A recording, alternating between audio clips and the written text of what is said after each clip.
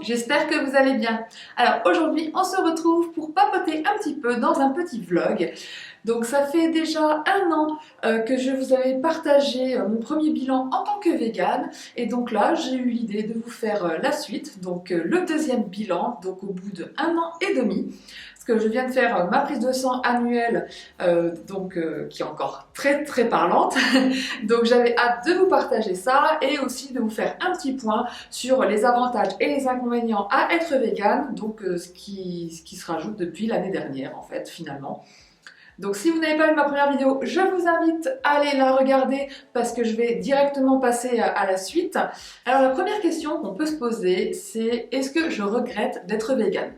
Je pense que vous connaissez la réponse si vous me suivez depuis un moment. La réponse est non, bien sûr que non. Je n'ai aucun regret. Au contraire, plus le temps passe et plus je me dis que j'ai pris la meilleure décision de ma vie. Parce que entre-temps, j'apprends de plus en plus de choses qui m'horripilent, qui m'exaspèrent. Vraiment, on vit dans un monde de brutes et c'est clairement, voilà, ça ne va pas du tout. Il faut que les mentalités changent, ne serait-ce que pour les animaux, mais même sans ça, pour la planète, pour notre santé. Je veux dire, avec tout ce qui se passe en ce moment, être végane, c'est plus que indiqué. Ça, c'est clair. Donc je ne vais pas polémiquer sur les thèmes là parce qu'il y en a beaucoup à dire. Moi j'ai pas envie de vous embêter avec tout ça, je vais surtout vous parler de mon expérience personnelle et donc je vais faire suite à ma dernière vidéo et on va commencer tout de suite avec les avantages. Alors le premier avantage à être végane, et pas des moindres, c'est d'avoir une alimentation plus que variée et diversifiée. Elle l'est tellement que à l'heure actuelle, je n'ai toujours pas fini les recettes de mes livres de cuisine, que ce soit mes livres physiques ou mes e-books. Bon, en même temps, j'en ai acheté d'autres, hein, donc la collection s'est bien remplie. Mais tout ça pour dire que c'est pas pour ça que je mange tout le temps la même chose, que c'est rébarbatif. Non, c'est toujours autant diversifié, même de plus en plus on découvre encore de nouvelles choses. Franchement, on n'est pas prêt de s'ennuyer avec la cuisine végane. Donc voilà. Du coup, pour pallier à ce problème, j'ai eu l'idée de présenter une semaine dans mon assiette spéciale tel livre de recettes. Donc en gros, je prends un livre de ma bibliothèque et je fais que des recettes de ce livre pendant une semaine. Je trouve que c'est une bonne idée déjà pour avancer plus vite dans les recettes des livres, mais aussi pour vous montrer les tests de recettes sur un créateur particulier. Le deuxième avantage, et ça me sert beaucoup aussi pour la création de contenu depuis le début de l'année, c'est qu'en fait, je me suis rendu compte qu'à force de faire les recettes des autres, j'arrive à prendre de moi-même des initiatives. Il y a des moments où je ne prends même plus ma balance quand je veux faire des sauces, et puis j'y vais au feeling. Je me dis, allez, je tente, un peu de crème de soja, la levure maltée, sel, poivre, ça va pas faire de mal, hop. Et voilà, et au final, on a une sauce délicieuse qui se marie super bien. Donc je suis même fière de moi parce qu'au final, j'ai pas besoin de... Voilà, avant, il fallait tout le temps que j'aille chercher une recette de sauce, alors qu'aujourd'hui, maintenant, je prends des initiatives. Alors ça, du coup, ce qui fait que les derniers mois, hein, ça va faire 3 mois maintenant, je cuisine presque plus. Alors ça, par contre, c'est pas bien, hein, c'est pas bien du tout, mais j'ai eu tellement de choses à faire ces derniers mois, hein, vous le savez, que du coup, j'avais besoin de repas de flemme, de repas rapides à faire, et au final... voilà, j'ai dû composer avec ce que j'avais dans mon frigo sans arrêt, donc du coup je faisais peut-être 1 ou 2 recettes maximum dans la semaine pour que ça me dure plus longtemps, mais voilà, globalement j'ai réussi à tenir, hein, je sais pas encore comment j'ai fait, mais j'ai réussi à m'alimenter sans problème, sachant que je n'ai pas testé des recettes de ouf tout le temps comme je le faisais avant. Mais ça me manque et j'ai besoin d'y revenir parce que j'ai aussi besoin de plus de recettes pour shooter au quotidien, parce qu'au final les shootings sont quand même beaucoup plus espacés et ça ne va pas, j'ai besoin de m'entraîner, donc je vais y revenir de toute façon dans les semaines à venir. Avantage numéro 3, et pas des moindres, c'est que cette année, les produits véganes sont en pleine expansion. J'en ai vu de plus en plus arriver et ça c'est franchement cool, vraiment cool. Mon coup de cœur revient à la marque Eura, vous le savez si vous avez vu ma vidéo des favoris food, que j'adore cette marque et que vraiment ça c'est un des simili que je suis contente qu'il soit arrivé sur le marché parce qu'il est pas très cher et super méga bon.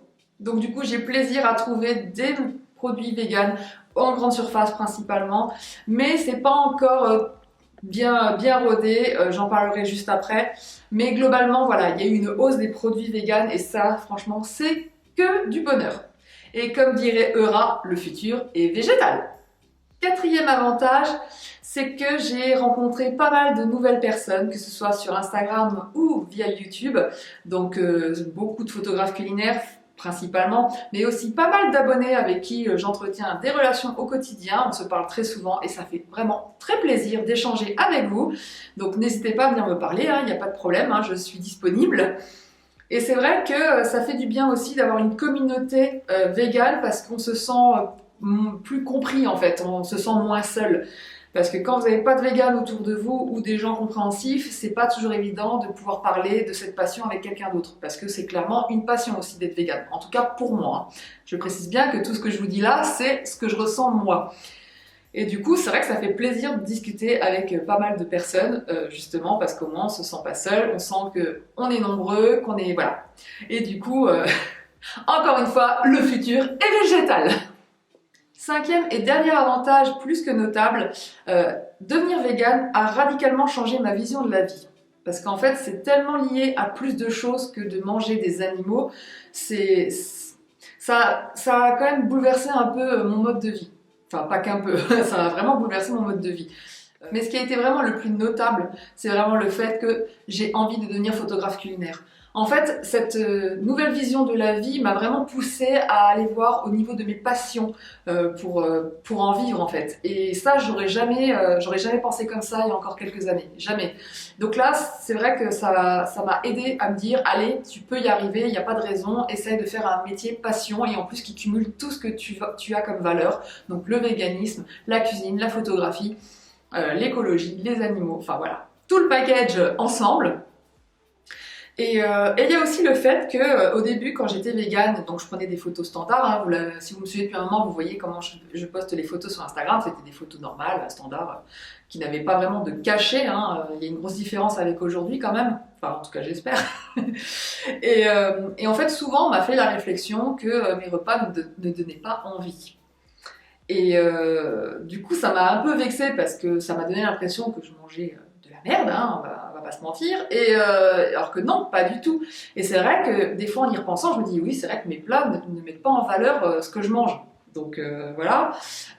Et c'est vrai que je me dis, bah finalement, photographe culinaire, c'est plus que le bienvenu puisque j'aurais envie de mettre en valeur ce que je mange pour prouver aux omnivores que ce qu'on mange, c'est super bon, que c'est super appétissant, bien flippant, bien bon, bien gras, enfin tout ce que vous voulez. Et que du coup, en plus, la cuisine végétale mérite vraiment beaucoup plus de publicité. Et voilà. Et si je peux participer à ça en tant que photographe, eh ben, ça sera tout bénef. Passons aux inconvénients, qui malheureusement sont toujours présents, voire pire, mais comme je l'ai dit au début, c'est pas pour ça que je vais arrêter d'être végane. À un moment donné, on fait des choix de vie et on fait avec le positif comme le négatif. Et ça marche dans tous les domaines au final. Du coup, l'inconvénient numéro 1. Alors, je l'ai dit tout à l'heure, en avantage, on a beaucoup plus de produits véganes. Ça, c'est un avantage. Mais l'inconvénient en contrepartie, c'est qu'on a aussi plus de difficultés à les trouver. Alors, il y a quand même des choses que j'ai vues en grande surface, c'est ce que je disais tout à l'heure, donc ça, encore ça va. Mais la plupart des produits, ils sont quand même soit dans des magasins spécifiques, genre Casino, Monoprix, Carrefour. Et quand vous n'avez pas ce genre de magasin autour de vous, c'est problématique. Pareil pour les magasins bio, ils sont censés vendre pas mal de produits véganes et au final, je trouve que la gamme végane n'est pas si énorme que ça en magasin bio. À part pour mon magasin Biomonde, mais je sais qu'ils sont pro-vegan, donc du coup forcément, je trouverai plus facilement des produits véganes chez eux, alors qu'en plus c'est pas forcément bio comme produit, alors que c'est un magasin bio. Donc voilà, preuve qu'ils veulent montrer les produits véganes. Mais les autres magasins bio se contentent vraiment des produits bio, donc forcément déjà ça limite un peu les produits véganes. Donc ça, c'est un inconvénient parce que vous avez envie de goûter de nouvelles choses, de diversifier votre alimentation, et si c'est pas faisable, bon bah voilà. Après, il y a toujours quand même des solutions, vous le savez, sur Official Vegan Shop, vous avez l'intégralité des produits vegan en vente, ils mettent à jour leur catalogue sans arrêt, vous avez les nouveautés qui arrivent au fur et à mesure. Vraiment, vous trouvez votre bonheur là-bas. Donc à ce moment-là, vu les frais de port, ce que je vous conseille, c'est de faire une très grosse commande, vous congelez, et au moins vous êtes tranquille pendant quelques mois. C'est ce qu'il y a de mieux, et au moins ça vous permet de goûter aux produits que vous voulez goûter du coup. Un autre inconvénient concernant les produits véganes, c'est aussi au niveau de la restauration. En un an, j'ai pas vu beaucoup d'évolution. Il y a eu un nouveau restaurant vegan que j'ai pu tester par Uber Eats, mais voilà, c'est pas, l'offre vegan n'est quand même pas très développée. C'est pas, je trouve que ça se développe trop lentement. Enfin, en tout cas dans les villes comme moi, Metz, Nancy, comparé à Paris où là vous trouvez votre bonheur, mais alors en province c'est pas du tout le cas, et c'est ce que je trouve très dommage. Même pour avoir juste une option dans un restaurant, c'est encore pas tout à fait le cas. Vous avez souvent l'option quand même végétarienne, mais voilà, si vous enlevez le fromage ou autre, bah, il vous reste plus grand chose. Hein. La seule chose qui est notable, c'est Domino's. Donc chez Domino's, vous avez une pizza vegan tout le temps, donc qui est la pepina et qui est très bonne. Vous avez la margarita aussi, mais bon, vu qu'il n'y a pas grand chose à part le fromage et la sauce tomate, bon, voilà, je préfère quand même manger la pepina qui est un peu plus complète avec les légumes.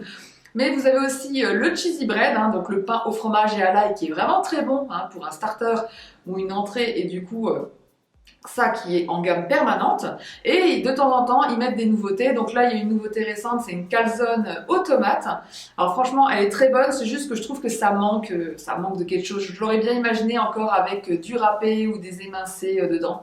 Voilà, et là vous avez que les tomates et il y avait quand même le râpé dedans, je me souviens déjà plus. Enfin bref, donc du coup pour dire que voilà, au moins quand vous voulez manger à l'extérieur avec quelqu'un, Domino's propose une carte. Donc ça c'est déjà pas mal d'avoir une option vegan constante, permanente, pour voilà, quand vous voulez dépanner, que vous soyez chez des amis ou dans votre famille.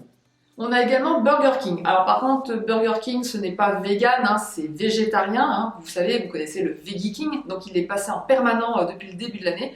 Donc c'est pour moi une option pratique, parce que je me souviens quand on avait été dans le sud et qu'on est passé par les aires d'autoroute, et qu'on n'avait pas envie de se faire chier à préparer à manger, et bah du coup il y avait le Veggie King à ce moment-là, donc du coup j'avais été à Burger King, on a été sur une aire pour aller manger à Burger King. Donc ça c'est le côté pratique.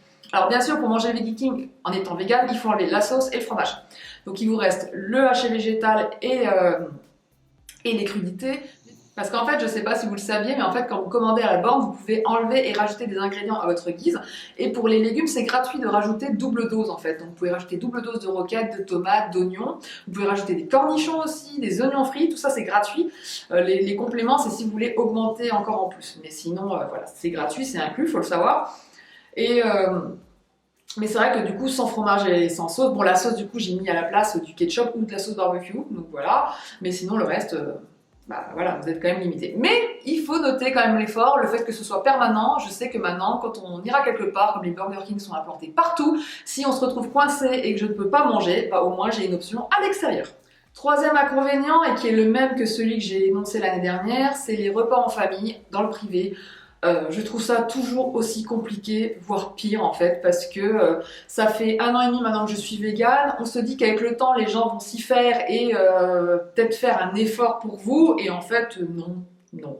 Non, non, toujours pas. Après, comme je disais la dernière fois, je demande pas forcément à ce qu'on prépare quelque chose, ça me dérange pas de ramener mon plat, mais je me sens quand même vachement à part parce que je trouve qu'on me met facilement de côté. La dernière fois, on a été invités, je savais même pas ce qu'on allait manger, j'avais voulu savoir ce qu'ils mangeaient à l'avance, on l'a pas su, on l'a su que quand on est arrivé, et c'était une raclette. Donc moi ça m'a beaucoup déçue, parce que si j'avais su, j'aurais ramené ma propre raclette végane, parce que surtout que maintenant on en trouve facilement dans le commerce, vous n'êtes pas obligé de faire vous-même la recette. Et du coup, donc déjà, bah, je me suis sentie vachement à part à cause de ça. Et même le reste, je veux dire, après il y avait le dessert, donc du coup, bah, c'est des invités qui ont fait un dessert maison et qui l'ont apporté. Et moi, quand je propose de ramener un truc, on veut pas, quoi. Donc ça m'a vexée, parce que pourquoi eux, on accepte leur bouffe et pas moi? Ça veut dire quoi? Que moi, c'est pas bon? Et ça, c'est des idées reçues qui m'agacent, parce qu'ils pourraient au moins faire l'effort de goûter. On leur demande pas la lune non plus, hein, voilà. Mais donc du coup, j'avoue qu'avec ça, j'ai un peu plus de mal. Et donc du coup, j'avoue que l'excuse du Covid, ça aide beaucoup pour éviter les repas en famille en ce moment parce que franchement, ça me gonfle. Ça me gonfle. Sinon, toujours dans cette optique de repas familial, j'ai beaucoup plus de mal à supporter les repas non véganes en fait. Donc de manger avec des omnivores et qu'ils se gavent autour de moi de produits non véganes. Ça passait au départ ça passait, mais plus le temps passe et moins je le supporte. Le pire, ça a été à Noël. J'avais préparé intégralement un repas vegan. Je savais que ma maman voulait manger du foie gras, voilà, des petites choses. Bon, on avait convenu de certaines choses ensemble. On a dit, ok, tu peux amener ça, ça, tu le mangeras en entrée, mais le reste, tu mangeras mon plat, etc., etc. Mais au final, ma mère a rapporté beaucoup plus de choses que prévu, ce qui fait qu'en fait, avec Anthony, ils ont mangé que ça pendant 3 jours et j'ai été toute seule quasiment à manger mes plats véganes. Donc ça m'a beaucoup vexée à nouveau parce que j'ai eu l'impression qu'ils n'avaient pas envie de manger ce que j'avais préparé, alors que je m'étais cassé le cul quand même hein, pour préparer tout ça. Et bon, il y a aussi le fait que voilà, avoir le foie gras, bon à la limite si c'est juste un repas encore ça passe, mais là voir le foie gras pendant 3 jours, ça m'a gonflé en fait. C'est voir autant de produits animaux sur plusieurs jours, ça m'a saoulé, ça m'a clairement saoulé.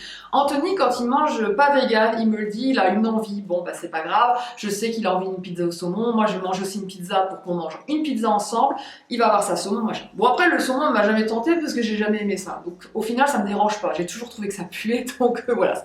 Mais quand il mange une raclette par exemple, bon bah moi je prends ma raclette végane, mais je lui dis bien voilà, t'as eu ta raclette, mais c'est tout. Parce que souvent quand il mange de la raclette, il veut en manger pendant quelques jours.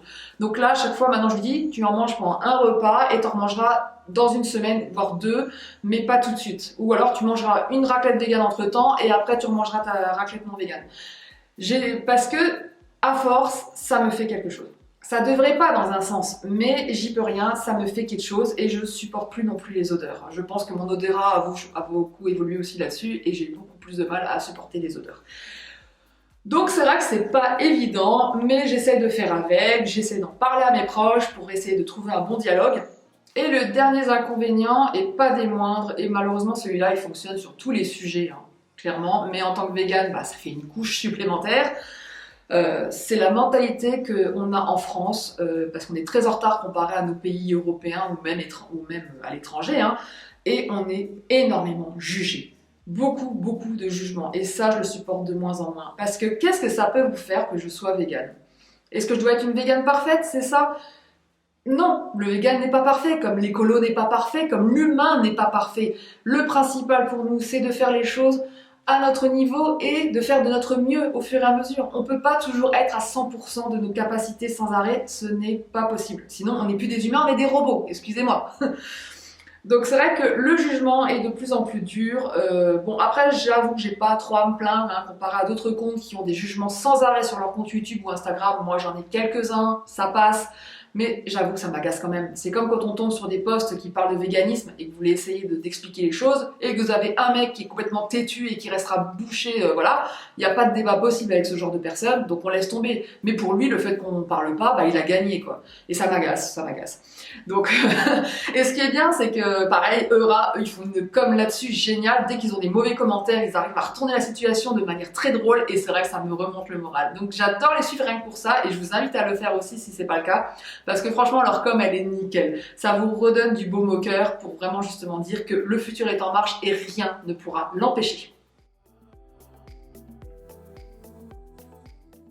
Bon, maintenant qu'on a vu en long et en large les avantages et les inconvénients, en tout cas pour moi, hein, comme je le dis, hein, c'est mon ressenti personnel en tant que végane, on va peut-être passer au vif du sujet qui est le plus important, c'est 1 an plus tard, est-ce que j'ai des carences? Est-ce que j'ai des problèmes de santé? Donc je vous invite à regarder mon écran puisque je vais vous afficher donc ma prise de sang.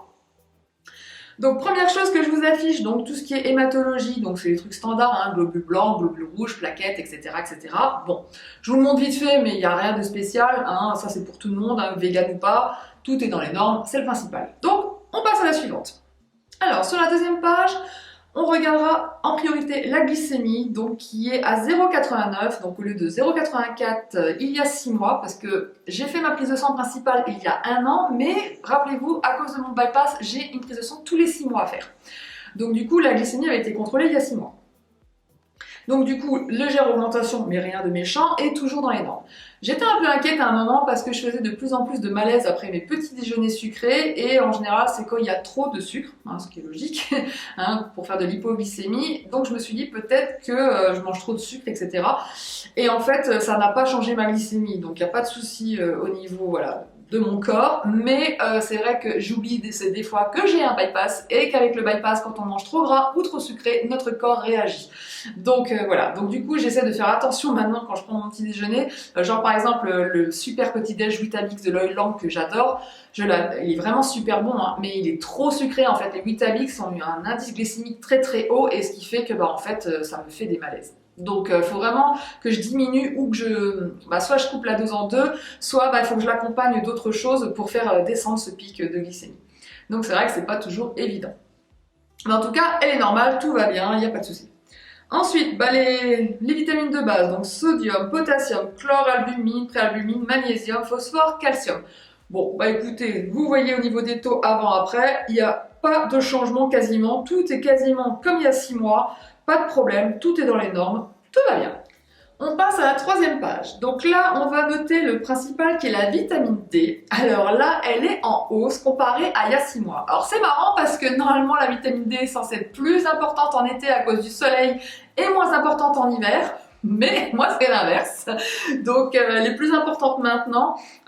Donc, du coup, je suis supplémentée en vitamine D par mes médicaments pour mon bypass, donc par mon Azinc. Il y a de la vitamine D tous les jours, et j'ai aussi une ampoule à prendre par mois. Donc voilà, mais comme je vous le disais dans la précédente vidéo, en fait, la vitamine D, bypass ou pas, ça n'a pas changé. Les taux sont les mêmes en fait. Là, c'est même plus parce que j'en ai même plus. Donc ça veut dire que mon alimentation végane m'apporte même plus de vitamine D qu'avant. Donc finalement, c'est tout bénef. Ensuite, nous avons le fer. Donc le fer a un peu baissé, mais pas énorme. Vous voyez, on passe de 139 à 100, et la norme c'est entre 33 et 193. Donc pas de souci à se faire à ce niveau-là. Ensuite, la vitamine B12. Ah, alors celle-là, j'avais hâte de la voir parce que il y avait, en fait, l'année dernière, j'avais noté une petite baisse, mais légère, pas de souci, et le médecin m'avait dit qu'il n'y avait pas besoin de faire un complément. Et 6 mois plus tard, donc vous le voyez là au niveau de l'écran, donc là j'avais 238 nanogrammes, alors que la carence commence en dessous de 197. Donc là j'avais encore baissé mon taux, et en plus je me rapprochais dangereusement de la limite. Et pour la vitamine B12, à l'hôpital, ils n'attendent pas qu'on soit en carence pour nous donner un complément. Sauf que je n'ai pas eu de nouvelles de l'hôpital, je les ai harcelés d'appels et de mails, mais on ne rappelait jamais. C'est là qu'on voit bien que tout ce qui se passe en ce moment a un gros impact sur les hôpitaux. Du coup, j'ai voulu aller voir mon médecin traitant, mais sans l'aval de l'hôpital, ils n'ont pas voulu, et puis pour eux, j'étais pas en carence, donc ils n'ont pas voulu me complémenter, alors que je leur ai expliqué qu'à l'hôpital, ils n'attendent pas qu'on soit en carence. Du coup, j'ai pris de moi-même cette vitamine, donc qui est Argalis, donc elle contient de la vitamine B12 et aussi de l'iode et du sélénium, ce qui n'était pas plus mal finalement, parce que je pense que je ne consomme pas assez d'iode. Donc j'ai décidé de prendre 7 gélules en plus, donc c'est 2 gélules par semaine à espacer. Donc du coup, vu que je prenais mes ampoules de B12 le mercredi et le dimanche, je prends mes gélules le lundi et le vendredi. Donc en gros, tous les 2 jours, je prends une vitamine B12. Et ça me convient très bien comme ça. Et donc j'avais hâte de voir justement les résultats de ma prise de sang. Du coup ma caméra a coupé parce que je ne savais pas qu'elle arrêtait au bout de 30 minutes. Donc au niveau de la vitamine B12, comme vous pouvez le voir, elle a bien augmenté. Je suis passée à 366 au lieu de 238 il y a 6 mois. Donc preuve que cette supplémentation a eu l'effet escompté et que je vais continuer. De toute façon l'hôpital entre temps me l'a confirmé puisque j'ai eu mon rendez-vous annuel. Et donc du coup elle m'a dit en effet que j'aurais dû avoir la supplémentation, mais qu'elle n'avait jamais reçu mon mail en fait avec mes résultats. Pourtant je lui ai dit que je lui en envoyais 2 relancés, que j'ai relancé au téléphone aussi, mais bon c'est pas grave. Le principal c'est que j'ai bien fait de me supplémenter de moi-même, mais du coup elle m'a augmenté au niveau des ampoules à 3 par semaine pour remplacer. Alors sinon le plus beau dans cette prise de sang ça va être les triglycérides que vous voyez tout en bas. Par rapport à il y a 1 an, parce que ça par contre ça n'avait pas été recontrôlé il y a 6 mois. Donc depuis l'année dernière, je suis passée de 1 g à 0,84. Et ça c'est merveilleux parce que déjà, je l'avais dit dans la précédente vidéo, le fait que mes triglycérides ont bien baissé, c'est déjà une merveille parce que je mange quand même relativement gras, bien food porn, vous le savez. Donc du coup, Bah voilà, ça a encore baissé cette année et pourtant, voilà, je me suis fait grave plaisir. Mais encore une fois, je mange du bon gras, ce qui fait que ça ne perturbe pas mes triglycérides. Du coup, la conséquence des triglycérides en baisse, bah, c'est forcément la baisse du cholestérol. Donc du coup, bah, je suis passée de 1,40 à 1,30, donc ça a encore baissé. Donc le HDL, qui je le rappelle est le bon cholestérol, est à 0,53, donc il n'a pas augmenté depuis l'année dernière, mais il n'a pas baissé non plus. Et par contre, le mauvais cholestérol a encore baissé, il est passé de 0,67 à 0,60. Donc je suis très contente de ces résultats. Bon, sinon, quant au reste, rien de spécial. La TSH, donc ma thyroïde, avait été légèrement supérieure aux normes il y a 6 mois. Et là, elle est redevenue dans les normes. Donc, c'était un petit souci passager, donc rien de grave. Donc, pour le zinc, qui est sur la page suivante, je vous l'affiche, il y avait déjà une légère, très légère carence au mois de juillet. Et là, ça a encore un peu baissé. Alors, c'est pas non plus gravissime en soi, mais je suis en dessous des normes. Et donc, je vais voir, je pense que je vais retourner voir mon médecin pour qu'elle me donne des suppléments. Alors ça, je vous le dis tout de suite, ça n'a rien à voir avec le fait d'être vegan. En fait, depuis mon bypass, la carence en zinc est très fréquente. Vraiment très fréquente. D'ailleurs, c'est pour ça que je perds facilement mes cheveux et d'ailleurs que je vois que je les repère à nouveau. Donc c'est comme ça que je sens en général que je suis en carence. Donc ça c'est assez fréquent, c'est pas une baisse drastique, mais bon, à chaque fois pour remonter le taux, il faut que je reprenne des compléments sur 3 mois en général et après ça redescend. Donc là, ce qui va plutôt m'intéresser, c'est d'essayer de voir dans mon alimentation végane où il y a du zinc et comment je peux faire pour augmenter un peu ma dose d'alimentation au quotidien, parce que j'aimerais éviter de baisser à chaque fois dans cette, voilà, d'être en carence. Si ça pouvait éviter une perte drastique de mes cheveux, j'en serais reconnaissante. Du coup, je vous dévoile le thème de la prochaine vidéo, vous allez peut-être le deviner, je vais vous faire une journée dans mon assiette spéciale zinc. Comme ça, je vais vous montrer quels sont les ingrédients à privilégier dans une alimentation végane pour combler ce genre de carence. Et aussi, je vais voir pour créer de nouvelles recettes super gourmandes. Voilà, c'est tout pour cette vidéo. J'espère qu'elle vous a plu et que vous avez apprécié passer ce petit moment avec moi. Je vous souhaite un excellent week-end et je vous dis à très vite pour une prochaine vidéo. Ciao!